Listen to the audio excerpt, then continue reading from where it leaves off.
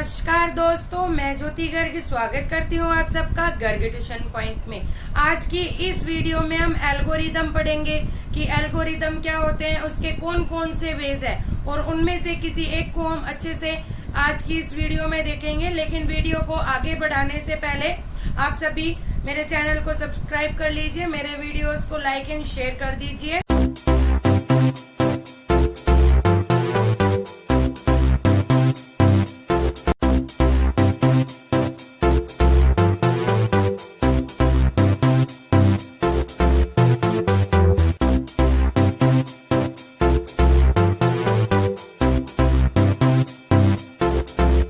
पहले बात करते हैं कि व्हाट इज एल्गोरिदम।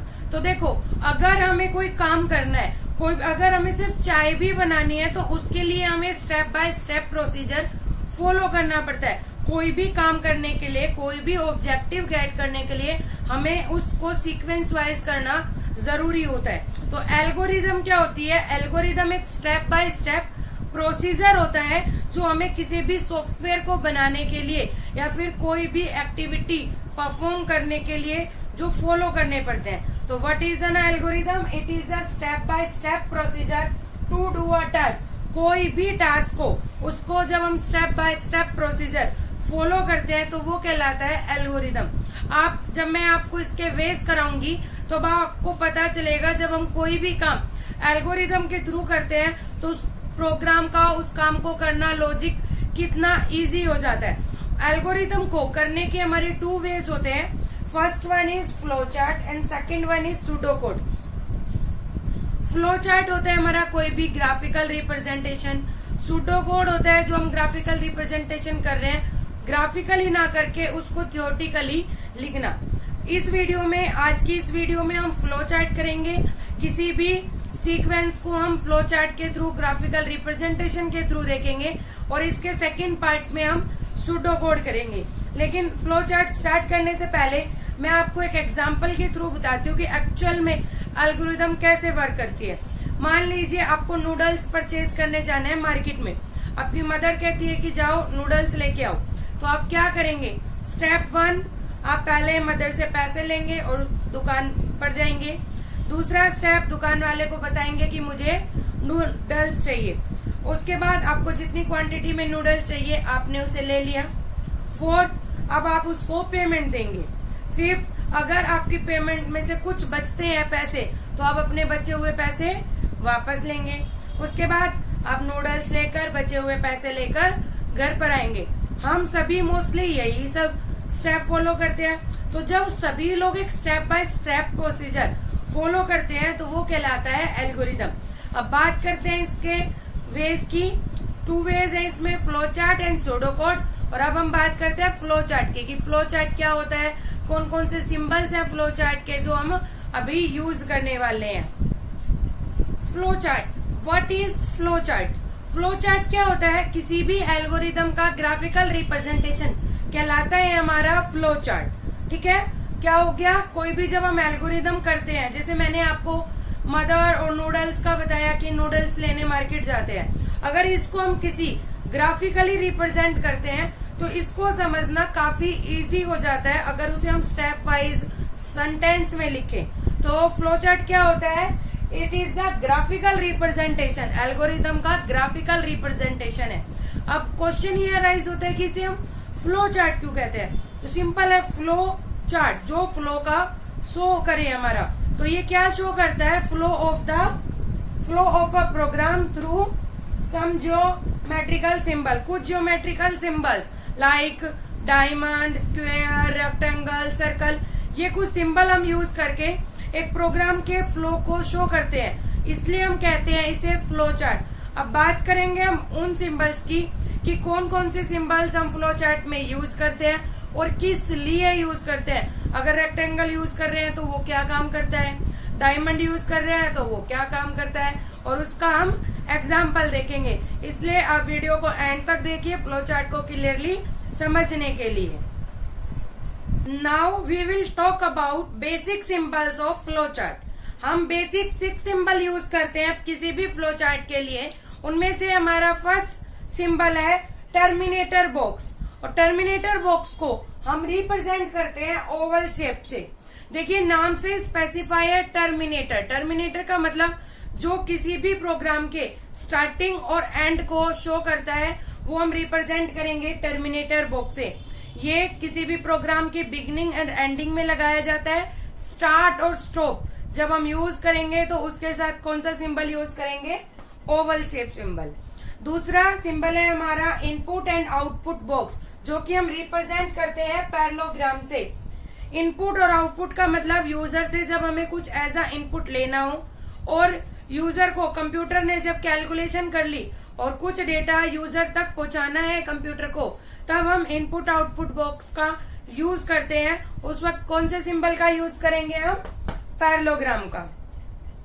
थर्ड है हमारा प्रोसेसिंग बॉक्स। जैसे कि आपने प्रोग्राम स्टार्ट किया, यूज करा ओवल शेप सिंबल, उसके बाद इनपुट आउटपुट आपने यूजर से 2 नंबर एंटर कराए 2 and 3, ठीक है। प्रोसेसिंग में आपने किया 2 + 3, कुछ प्रोसेसिंग करी उन 2 नंबर पर।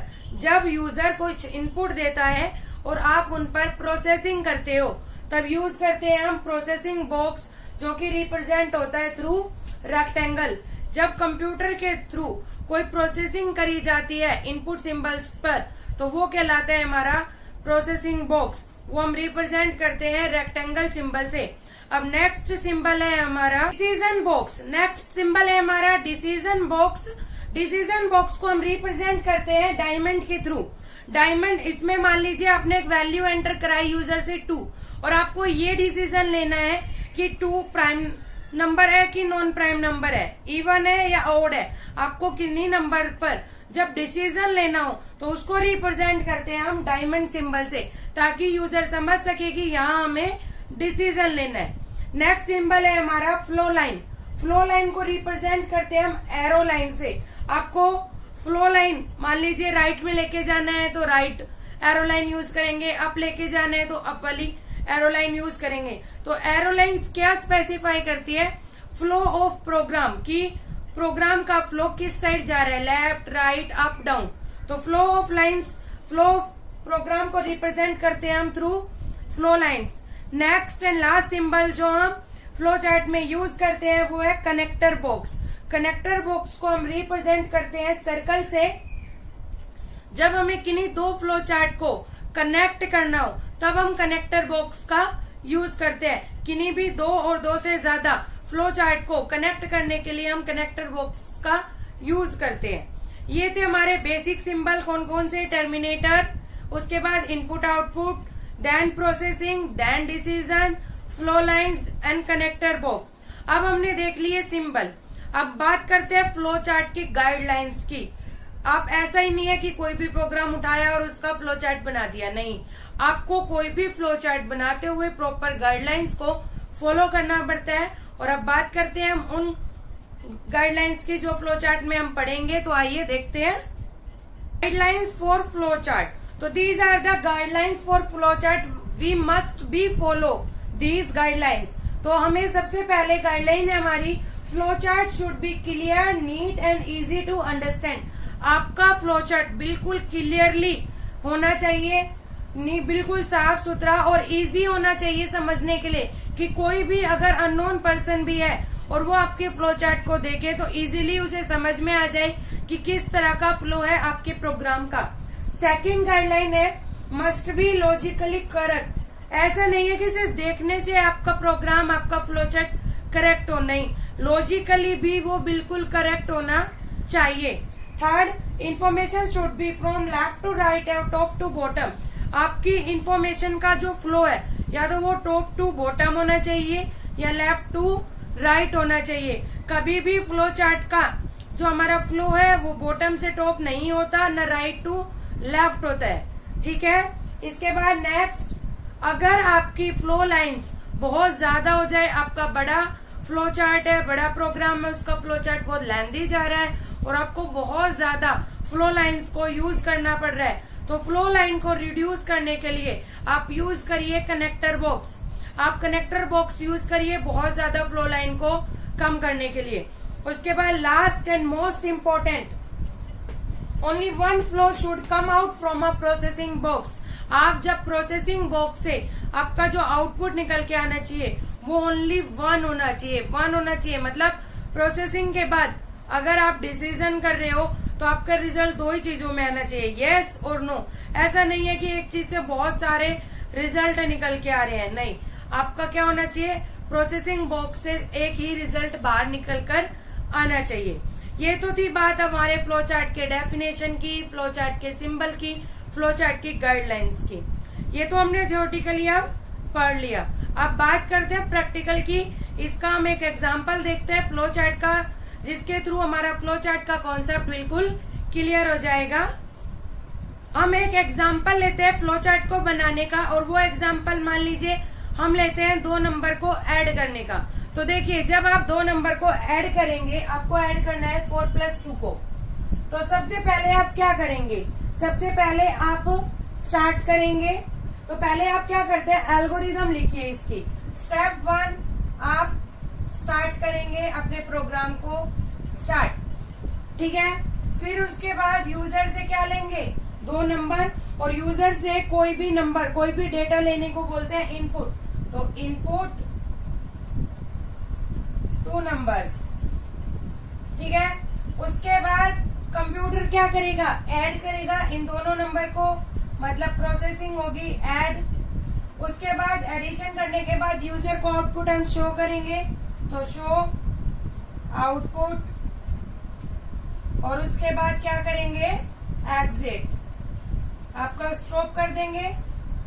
तो ये हमने एक छोटा सा प्रोग्राम की एल्गोरिदम लिख ली है कि हम सबसे पहले क्या करेंगे, स्टार्ट। अब देखिए इसका फ्लो चार्ट बनाते हैं। मैंने आपको बताया था प्रोग्राम को स्टार्ट करने के लिए कौन सा ग्राफिकल सिंबल यूज करते हैं, ओवल।